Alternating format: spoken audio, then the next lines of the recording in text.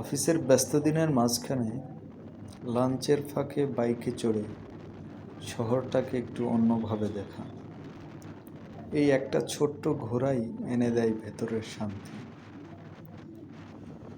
আজ বের হয়েছিলাম বহদ্দারহাট থেকে সিআরবি।